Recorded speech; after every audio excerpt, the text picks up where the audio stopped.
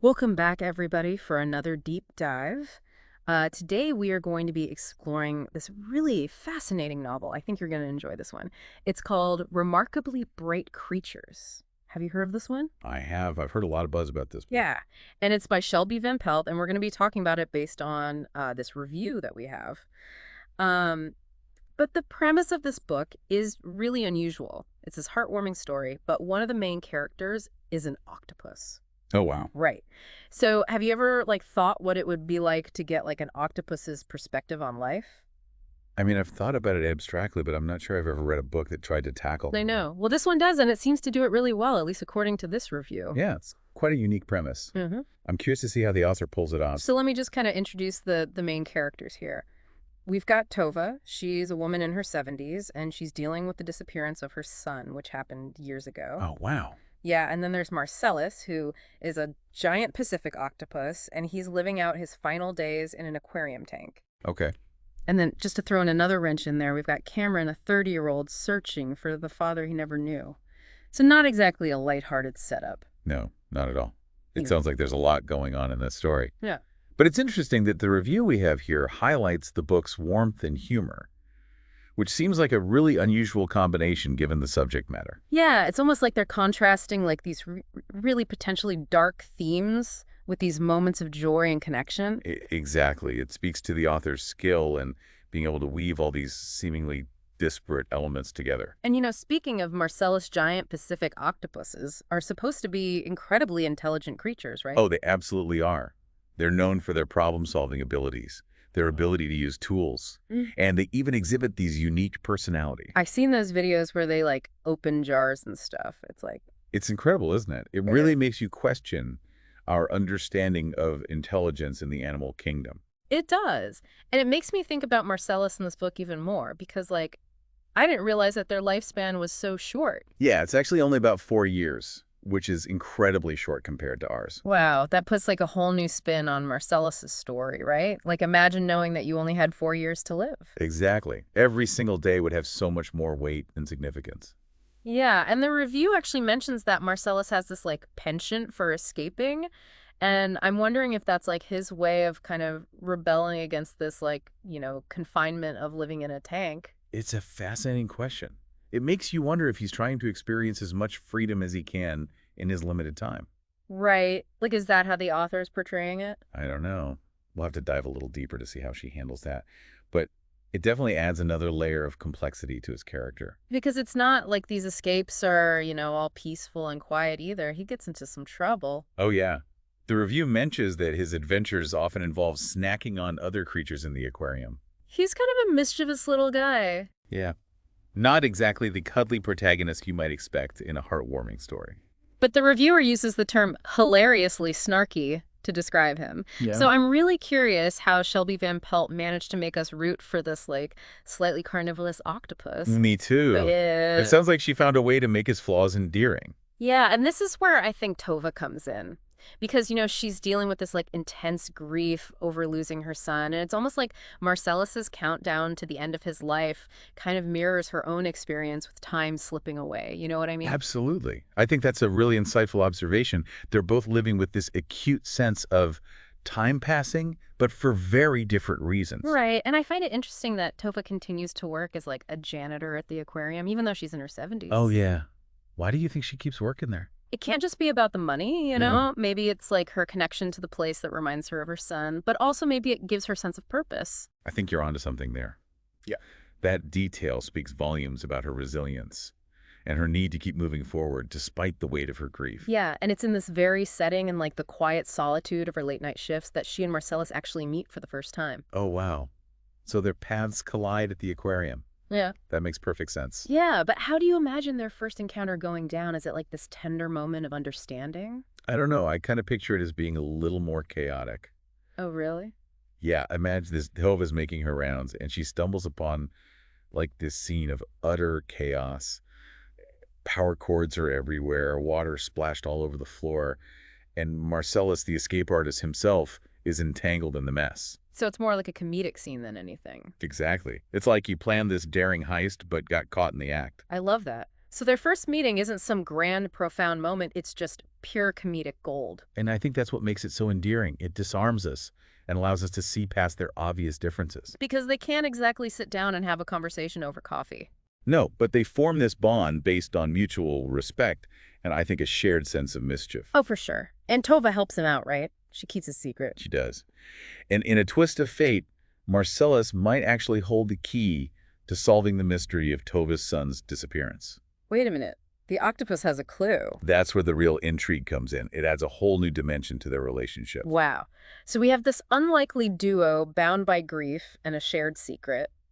And then we have Cameron entering the picture searching for his father. It seems like everybody in this book is searching for something. You're right. There's this underlying theme of searching for connection and belonging that runs throughout the entire story. And Cameron's backstory with being abandoned as a child ties directly into that. Absolutely. Hmm. His yearning for family and a sense of identity are central to his character arc. It makes you wonder, how does his search for belonging intersect with Tova and Marcellus? I mean, the review focuses primarily on their bond, which leaves Cameron's role a bit of a mystery. Ooh, that just makes me even more curious to read it. It's like we have these two kind of parallel narratives happening, right? Tova and Marcellus finding solace in each other, and then Cameron on this separate quest for identity. It's a clever way to build suspense and keep the reader engaged. For sure. And the graduation coach who wrote the review we're looking at, she actually mentioned that she was just totally engrossed in the story. Like she felt deeply connected to the characters. It sounds like the author really achieved that goal of drawing the reader in and making them care about what happens to these characters. Yeah, and she also made this really insightful comment about Marcellus. She said, "It humbles us in a way, doesn't mean they're less intellectual than we are." That's such a powerful statement. It really challenges our assumptions about what constitutes intelligence. Right. Because we tend to view intelligence through this like very human-centric lens. But who's to say that other species aren't intelligent in their own way? Exactly. Just because we don't fully understand their methods of communication or problem solving doesn't make them any less capable. Like take their camouflage abilities, for example. It's mind-blowing how they can change their skin color and texture to blend in with their surroundings. It's like they have a superpower, and it happens so quickly. It's a testament to their incredible neural control and sensory processing. I remember watching this documentary where an octopus squeezed its entire body through this tiny hole in a shipwreck. It was insane. They're incredibly adaptable and resourceful creatures. And their nervous system is so different from ours, too. Do you know that most of their neurons are actually located in their arms? Yeah. It's like each arm has its own mini brain that can operate independently. Wow, that's wild. No wonder they're such amazing problem solvers. And it just highlights the diversity of intelligence in the animal kingdom. It really does. And I think that brings us back to one of the bigger themes of the book, the power of perspective and empathy. Absolutely.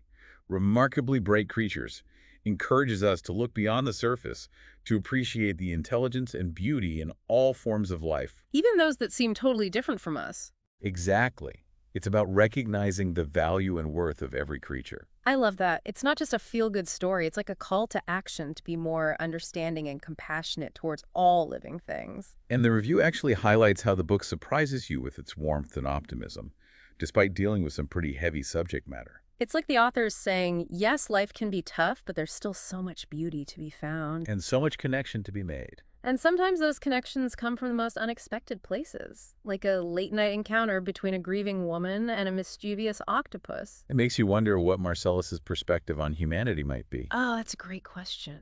Like, imagine if he could actually tell his side of the story. What tales would he spin about the humans he observes at the aquarium? Right. He's seen it all.